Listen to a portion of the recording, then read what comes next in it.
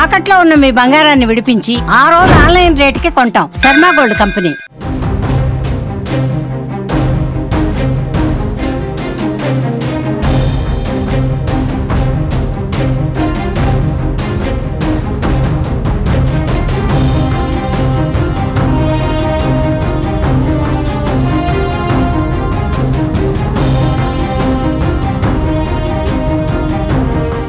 భారత్ పాక్ యుద్ధం మొదలైంది. భారత్ దెబ్బకు పాక్ బెంబేలెత్తిపోయింది. ఒకే దెబ్బకు భారత్ దళాలు 100 మంది ఉగ్రవాదుల్ని మట్టుబెట్టాయి. ఈ సంఖ్య పెరిగే అవకాశం కూడా ఉంది.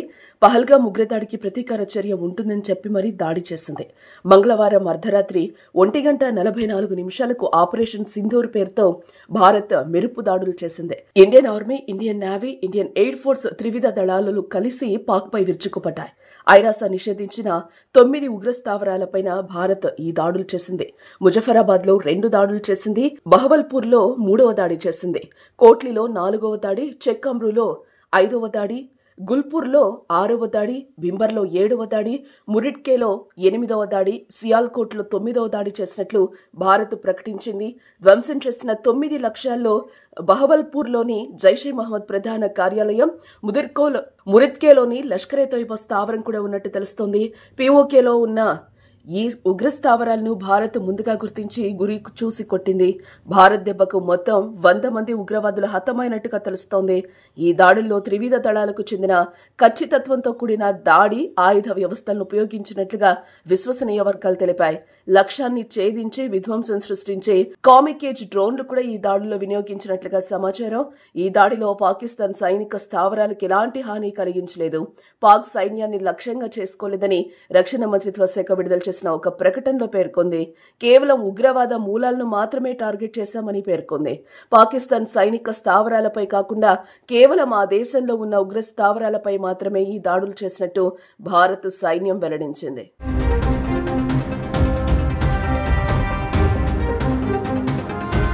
ప్రధాని నరేంద్ర మోదీ ఈ ఆపరేషన్ ను స్వయంగా పర్యవేక్షించారు. ఆపరేషన్ ముగిసిన వెంటనే జాతీయ భద్రతా సలహాదారు అజిత్ దోవల్, అమెరికా జాతీయ భద్రతా సలహాదారు మరియు విదేశాంగ కార్యదర్శి మార్కో రుబియోలతో ఫోన్లో మాట్లాడి తీసుకున్న చర్యల గురించి వివరించినట్లు సమాచారం.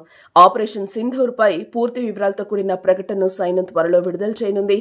భారత్ మెరుపు దాడితో రగిలిపోయి బోర్డర్లో పాక్ కాల్పులకు దిగింది. పాక్ సైన్యంపై భారత్ కాల్పులు జరపకపోయినా తన బుద్ధిని మార్చుకొని దాయాది సరిహద్దు గ్రామాలపై విచక్షణరహితంగా కాల్పులు జరిపింది. పాక్ కాల్పుల్లో 3 భారత పౌరులు దుర్మరణం చెందారు. మన జవాన్ల కాల్పుల్లో పలువురు పాక్ రేంజర్లు హతమైనట్లుగా తెలుస్తోంది. అలాగే ఆపరేషన్ సింధూర్తో పాకిస్తాన్ అప్రమత్తమైంది. దీంతో ప్రస్తుతం అక్కడ ఎమర్జెన్సీ పరిస్థితి అయితే నెలకొంది. ఈ మేరకు అన్ని ఎయిర్పోర్ట్లు, పోర్టులను పాకిస్తాన్ క్లోజ్ చేసింది. అలాగే స్కూళ్లు, ఆఫీసులకు సెలవులు ప్రకటించింది. మెడికల్ ఎమర్జెన్సీని కూడా పాక్ ప్రకటించింది.